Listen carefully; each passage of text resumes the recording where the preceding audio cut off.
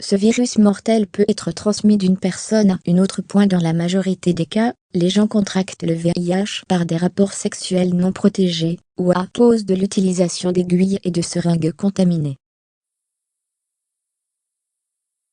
Le virus peut pénétrer dans le corps uniquement avec certains liquides infectés comme le sang, le sperme, les sécrétions vaginales ou préséminales, et le lait maternel. Les comportements sexuels à risque et l'abus de drogues injectables augmentent les risques de contracter le VIH. Le problème est aussi que l'immunodéficience peut progresser dans le corps humain sans provoquer de symptômes spécifiques, en particulier pendant les stades précoces.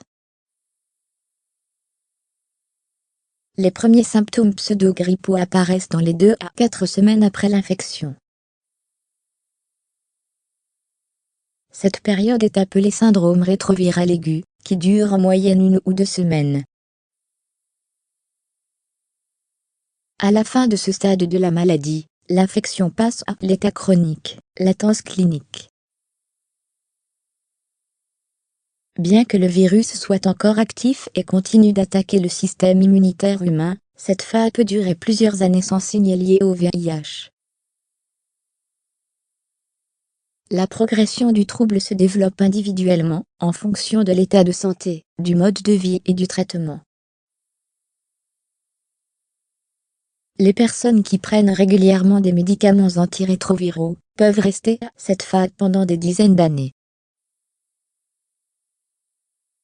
Cependant, ceux qui reçoivent un traitement peuvent néanmoins transmettre le VIH à d'autres personnes.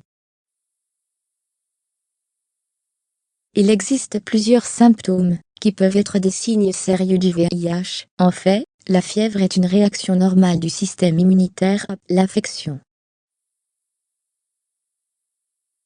La fièvre légère persistante, entre 37,6 degrés Celsius et 38,2 degrés Celsius, est l'un des premiers symptômes du VIH. Rappelez-vous que la température corporelle accrue peut être causée par une grande variété d'autres conditions et maladies.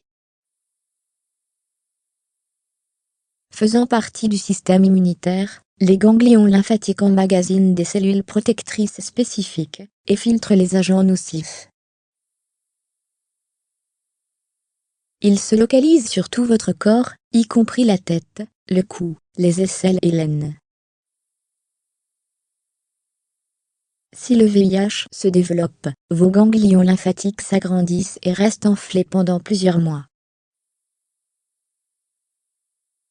Les lésions et éruptions cutanées sur les organes génitaux, l'anus ou la bouche peuvent être des signes avant-coureurs du VIH, car la peau devient très sensible aux irritants et aux rayons du soleil.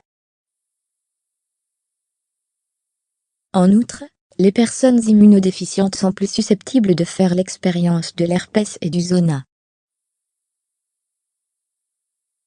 Ne paniquez pas, votre épuisement à la fin de la journée de travail n'est pas un signe de VIH. Il vaut la peine de consulter un professionnel de la santé si vous avez une fatigue inexplicable à long terme, qui ne disparaît pas après le sommeil et le repos. Le manque d'énergie peut indiquer de nombreux problèmes de santé, y compris le VIH.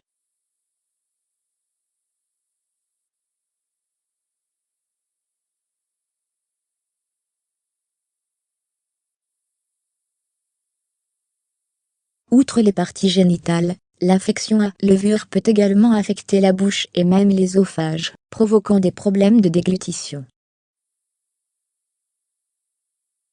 L'immunodéficience augmente les risques de contracter des infections transmissibles sexuellement, comme la trichomonase, la gonorrhée, la chlamydia et le papillomavirus.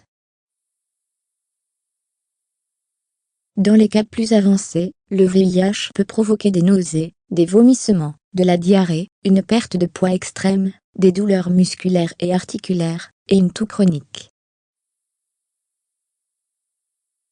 C'est une bonne idée de passer un test, même si vous n'êtes pas suspecté d'être infecté par le VIH, afin de connaître exactement votre statut.